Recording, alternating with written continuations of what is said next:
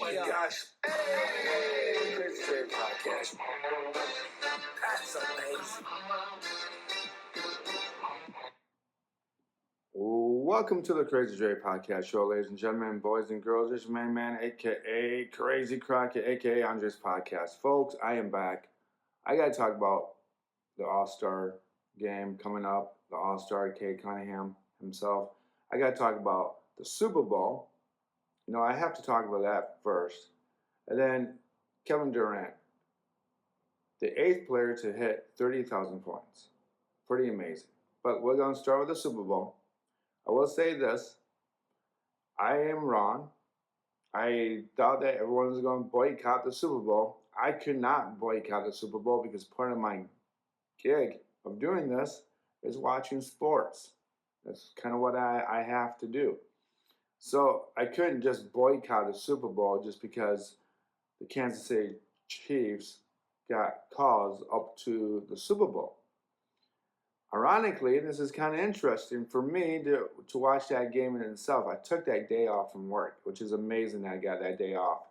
But this is what amazes me, is that I took the day off and basically watching the whole game, the Kansas City Chiefs didn't get any calls, didn't get any roughing the quarterback, didn't get anything from Mahomes. Mahomes, you know, didn't really do much. People kind of blame Andy Reid for his offensive play call, but in reality, they didn't have a great running back. They don't have a great receivers.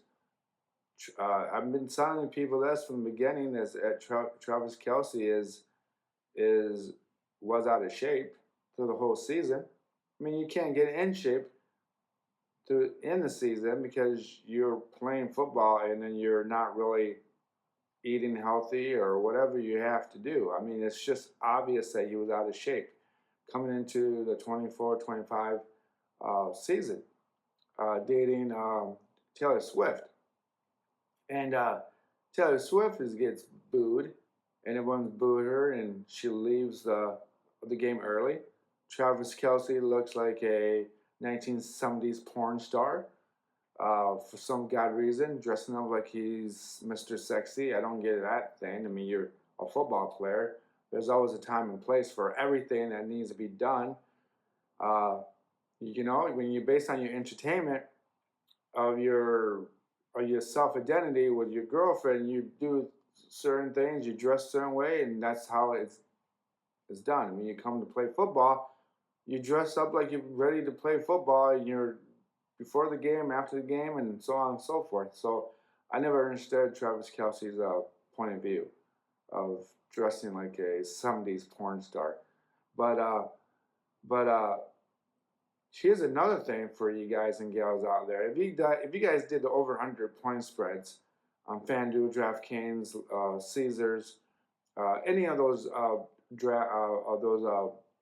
gambling sites, you probably missed out the idea that Travis Kelce was not going to score a touchdown. I thought maybe they would let him score a touchdown. I don't know why I would say let him score a touchdown, but that's kind of the way I kind of worked this in my thought, my idea. But yeah, he was no show, no game. Mahomes didn't throw for any of yards that he needed. Well, I think he. Well, if you look right, he probably only threw maybe 257 yards. So, I mean, if you did the 200 yards, and then if you did Jalen Hurts 221 yards, you know, you got it. I mean, if you're going to pick 200 yards and less, you would have won something, but you would have not won a lot. And if you did anything of the rushing with Patrick Mahomes 25 plus yards, you would have lost, because if you picked 25 yards and more, you still had to give 25 and a half yards in. And of course, Jalen Hurts, 72 yards, 1 touchdown. But if you were picking Saquon Barkley to score a touchdown, he didn't hardly touch the ball, for God's sake. He got maybe 25 touches, but 57 yards, which, yes, it's a lot. but still, I think they went away from him to the whole game. They just kept throwing the football everywhere or having Jalen Hurts run with the football. But he didn't get anything. 57 yards. If you picked 60 yards, you would have lost. Yeah, most people would have probably picked at least 80 yards for Saquon Barkley to get and a touchdown. By the way, he won he won the Super Bowl on his birthday, so that's pretty amazing to talk about. That's a hell of a birthday gift to give to yourself. But I mean, Devontae Smith, 4 receptions, 69 yards, 1 touchdown. A.J. Brown, 1 touchdown. So if you did your receivers, that would have been great for you. Uh, Xavier Worthy, if you picked Xavier Worthy to score his touchdown on your FanDuel, DraftKings, and all that, you would have been making bank. Uh, Hopkins scores a touchdown. I mean, you could have won your parlays in different ways, but you would have never won any parlays with the yardage of Patrick Mahomes. My opinion, if you can't really win money unless you make sure that Patrick Mahomes throws over 250 yards, which he did. But I mean, in reality, a lot of NFL games today, quarterbacks don't even hit 300 yards anymore. So that's kind of disappointing. The Super Bowl was a blowout. The score doesn't even do its justice of 40-22. The first half was over. By the time the first half was over, the game was over. So no, I don't know how you get 126 million people watching the Super Bowl is the highest rating Super Bowl of all time, which makes me wonder if that's true or not, that the viewership was that high. I can't see people who are football fans watching the whole shinbang through the whole game. I can see them watching the first quarter, first half, but I don't see how they watch the whole game. The halftime show was, if you're in that generation with Lamar, you're the it guy, you're the it person, you're in the circle of entertainment. But for most of us, yeah, I mean, is he the greatest rapper of all time? I doubt it. I mean, you would have to compete with Tupac Shakur, Eminem, even Snoop Dogg. I mean, generation. Music is about generation. So leave it at that. Leave it in the grain of salt. That's just how it rolls sometimes, folks. Moving on, though, I think we got to talk about. By the way, Saquon Barkley is now the only running back who should have scored a touchdown in a Super Bowl appearance. In the 1985 is Walter Payton, and he basically did not score his touchdown. Was William Perry, the refrigerator, who scored a touchdown, and that was one of those things that kind of pissed off Walter Payton for being that guy. So, two different scenarios, but it was interesting to remind myself of that kind of like little mini fun fact about that Walter Payton never scored a touchdown in his Super Bowl appearance. But if we go further down, we got to talk about Kevin Durant's 30,000 points club with 8 other players or 7 other players. You got LeBron James, Michael Jordan, Kobe Bryant, Dirk Nowitzki, Karl Malone, Wilt Chamberlain, Kareem Abdul-Jabbar, and I think that's about it. But basically, that's amazing. I mean, the 8th player of all time to do that. The 8th player to do that, 36 years old. It's crazy that he's 36 years old. It's nuts that he's 36 years old. And it's like, time has flied past.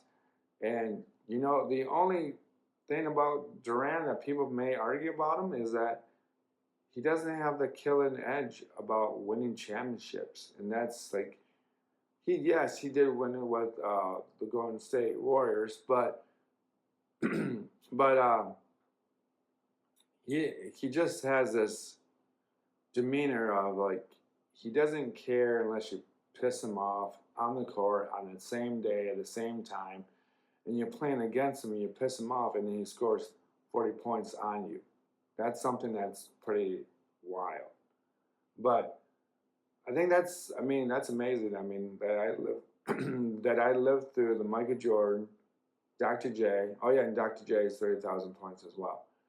That's who I was missing. I lived through Dr. J, uh, uh, Michael Jordan, Kobe Bryant, Dirk Nowitzki, Karl Malone, Kevin Durant, but not Wilt Chamberlain. So to me, that's pretty amazing that I lived through like 7 guys I made it to 30,000 points. You know, where does he lay? Where does he sit among one of the greatest of all time? I would say probably one of the greatest scorers of all time, but I don't think he's one of the greatest competitors of all time. That's something I will say. That's just my opinion about Kevin Durant. But it's that generation in basketball again that a lot of these players don't really care. So I don't. So I think a lot of people think that the NBA is getting weak. It probably is getting weak because the way it's set up for the European League. I've been saying this for a while. The NBA has been set up for the European League. So are they going to lose their fan base in America? Probably. Does the NBA care about the American fan base? I don't know. If they can make money somewhere else in other countries like the Philippines and Cameroon and Europeans basketball, I don't know why they would care so much about Americans caring about basketball, because I don't think Americans really care about American sports no more unless there are teams in the playoffs. So that's something to consider. But moving on, got to talk about my main man, Cade Cunningham, first time NBA All-Star. He's a reserve.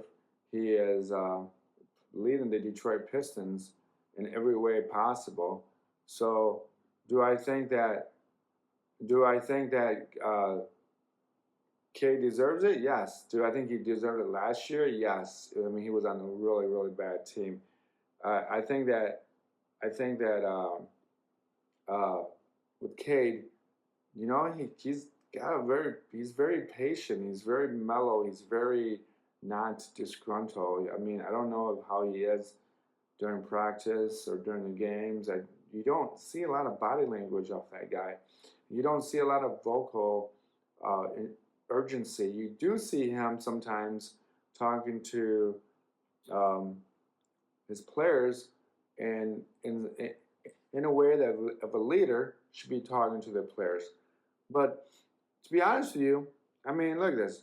Cade Cunningham, 25.3, 12th in the league, 6.4 rebounds per game, 9.4 assists. That's amazing. 9.4 assists is phenomenal. For someone that scores 25 points, 6 rebounds, and 9 assists, that is something that's just, you can't teach. I mean, and to be honest with you, when we drafted him, he seemed very soft. And I don't mean soft in a bad way, but I'm just like, he didn't seem that assertive of a basketball player. And I would almost compare him to like Grant Hill. Well, Grant Hill was more aggressive, but Grant Hill didn't have Cade Cunningham's touch of the basketball. Yes, Grant Hill scored a lot of points in the paint. Grant Hill made couple of 3-pointers, but when I see Cade Cunningham, I see him being able to score from 2 feet away from basket, from a 3-pointer to a 15, 10-footer, anywhere around the court, he scores. And he goes after his own rebounds. That is something that any Detroit Piston fan out there, you know, that's what we love about that kid. I think that, of course, quick second, I think that Detroit needs to chill out with Isaiah Stewart. I think Isaiah Stewart needs to understand the game in itself for what it is and what it's going to be. I don't think that you can overreact on the game. if something doesn't go your way, or a foul doesn't go your way, they go and call fouls on you anyways because you're Mr. Technical Foul in Detroit. You're not like Rasheed Wallace, where it's like humorous technical and you just run your mouth. You know, Rasheed had a backup plan, and he was able to score 3-pointers and 2-pointers. He was able to score. With Isaiah Stewart, you can't. You're not a scorer, so you running your mouth for a rebound or from some guy that can score on you, and he's running his mouth on you. That's not helping the team out when you get upset by that. So going from that, Trae Young of the Atlanta Falcons was denied the All-Star appearance until Giannis is hurt, and he's a reserve. So Trae Young is, I tell you, that's another player that you got to think about. Trae Young the other night just destroyed Detroit. He basically scored on Detroit in the last second of the game at Detroit. So, I mean, I can't get enough of this guy. That I don't know why he's never a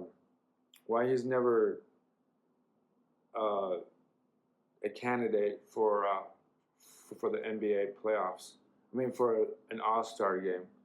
I have to find his stats. Here we go. Here we go. I gotta find his stat. So let's go here. Let's try. So Trae Young. Trae Young's got 23.4 points per game. I thought he had more. He only has 3.2 rebounds per game, 11.4 assists. That's pretty high. 40.8% on the field goal possession. But every time I see Trae Young play against Detroit or anybody else, I mean, he's hot. He's a hot player. Unfortunately, there's only certain spots for the All-Star roster, but that's how it rolls. Detroit killed Chicago Bears 132 to 92. So the Bulls, I'm sorry, I call them Bears. I don't know why I did that. The Chicago Bulls, they traded all the All-Star players, and now they stink. So there you go. Any other topic I could talk about? Let's see here. Yes. One last thing, folks. So apparently, I got home on time on the Luka playing against the Utah Jazz in his first time playing with the Lakers. You know what? I lost so much interest in the game right away because I didn't care. I don't care about Luka. I just don't care. It has nothing to do. He's just not an American basketball player, and he's not really phenomenal. He can score, but I don't know what about him. He doesn't have that Dirk Nowitzki shot, or he doesn't have that Dirk Nowitzki swag. I think that's what it is. He doesn't have that Larry Bird swag. He's almost like an offensive line guy. He's almost like a linebacker or a tight end that can play basketball. And you're like, yeah, that's not impressive. To me, it's not impressive. I don't know what it is about him. He's probably a real nice guy. He's probably does his best to be who he is. I think the trade itself is just crap. I heard that the trade was based on the fact that the new owner of the Dallas Mavericks wants to move to Vegas, and in order for them to move to Vegas, she has to run her money out, and by selling Luka to the Lakers, it will help her gain access to having a arena built in Vegas because she owns, or she's part owner of a Vegas casino. So if that's true, that's just kind of crap, and that's why the NBA is going to crap mode in America because you're not complying to America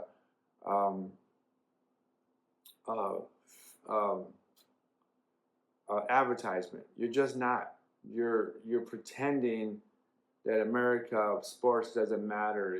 I don't get it. I don't know what I'm trying to say. So I'm gonna just stop right there. There you go, folks. Super Bowl, one of the highest ratings. Saquon Barkley wins the Super Bowl on his birthday. Jalen Hurts is the MVP. Kevin Durant is the 8th player of all time to be in the 30,000 club. It's pretty phenomenal, in my opinion. Uh, let's see. Cade Cunningham is an NBA All-Star for the first time. Trae Young gets a reserved spot for the NBA All-Star because of an injury to Giannis. Luka makes his debut. Oh, Anthony Davis is hurt. No figured. It's probably why they traded him in the first place, because they knew he was hurt. So that in itself went tobacco. There you go, folks. I don't know how this episode is going to do, because I didn't really state an opinion. I just gave out the facts of what I've seen, what I know, and just based on what it is. So peace, love, and happiness, folks. Happiness. Love yourselves. Don't love yourself. Love each other. I'm out.